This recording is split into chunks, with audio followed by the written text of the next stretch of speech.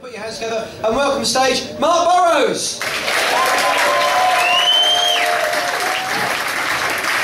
How are you doing, Brian? You okay? Yes, good. My name's Marc Burrows. I'm your comedian for the next 10 or so minutes. I know it's difficult to take me seriously as an authority figure, mostly as I have this face, which I worked out as a cross between Thomas the Tank Engine and Gordon from Thomas the Tank Engine.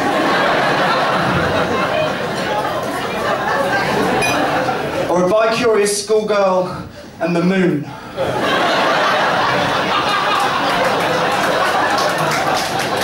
Thanks. No, my life is a succession of weird and pathetic things that happened to me recently. Some friends of mine genuinely put a picture of me on a website called lesbiansthatlooklikejustinbieber.com.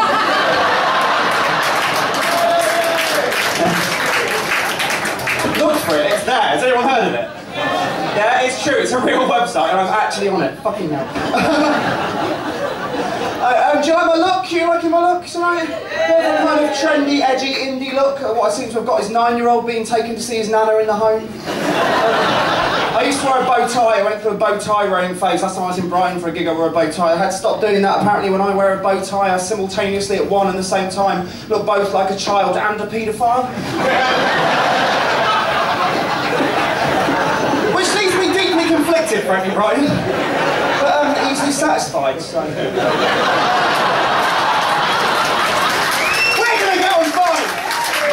We're gonna get on fine.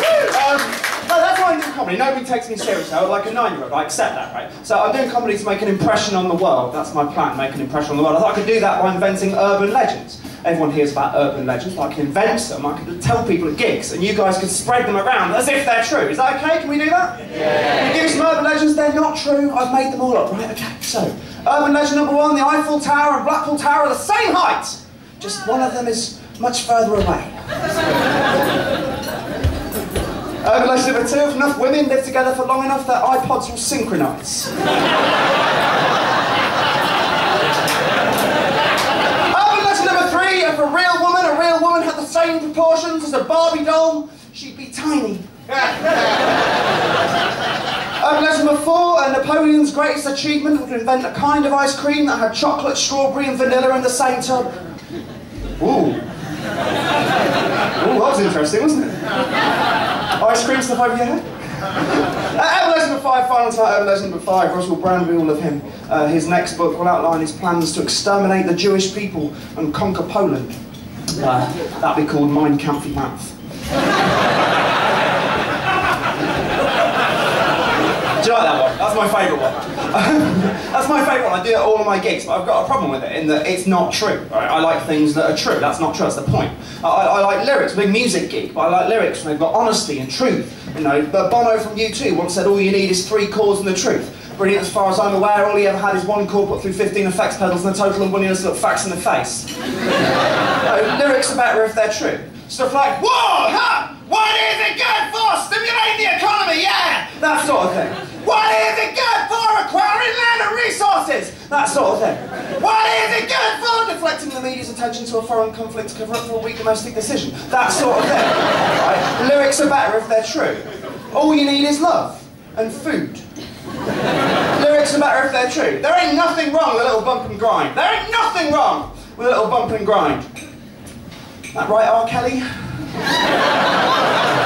you found? You know, I think the reason I am like I am, the reason I am this sort of pathetic, round-faced child of a man, is the place I come from. I come from a horrible shithole in Leicestershire called Earl Shilton. Awful place, never go, fucking terrible. Last time I went home, there was a sign outside the village pub. It said, "Tonight, Earl Shilton's got talent." Amazing, as far as I'm aware, the only talent you can have in Earl Shilton is 2 GCSEs and not having chlamydia. Facebook's brilliant. My mum's on Facebook, which is amazing. Give me a cheer if your mum's on Facebook. You know, most people's aren't. Give me a cheer if you let your mum see everything. Now, I do. Me and my mum have got a good relationship. I talk to her on Facebook all the time, but this really happened about 3 days ago. I tried to find my mum's Facebook page to leave a note for it, to leave a little message, because I'm nice. And I couldn't find it anywhere. I was searching for ages. It's like, fuck, my mum has blocked me. My mum has blocked me on Facebook. And it turns out I was searching the word mum. It's not a name. No, my entire family are very much of the town of El Shield. My own little sister, bless her, I love her to pieces. She recently moved to Spain. My dad lives in Spain, right? And to get to my dad's house, she had to drive through Madrid. And I've always wanted to go to Madrid. So I called her and went, Kim, how was Madrid? Madrid must be brilliant. She went, oh, Mark, Madrid's great. Oh, Madrid is so cool. We love Madrid so much. It's got the biggest prime arc I've ever seen!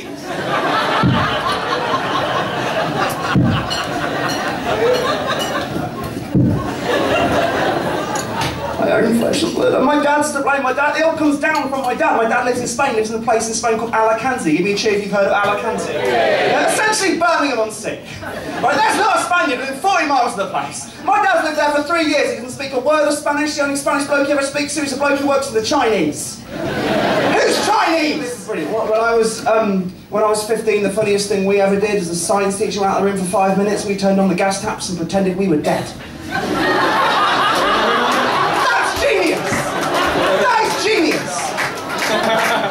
But my favourite one, the best one, and this is what I'll leave you on, I went to school with a guy called Michael Hinks. Lovely bloke, but very, very boring, right?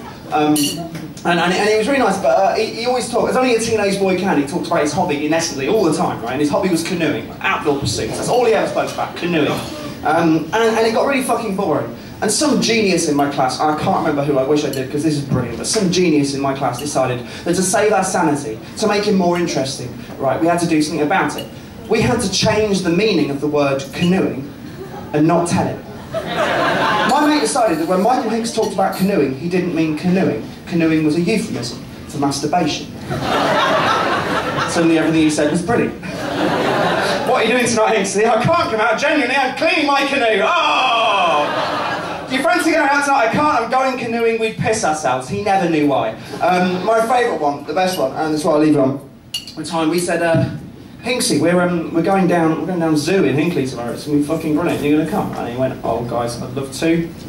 I'd really love to, but I've got an early start.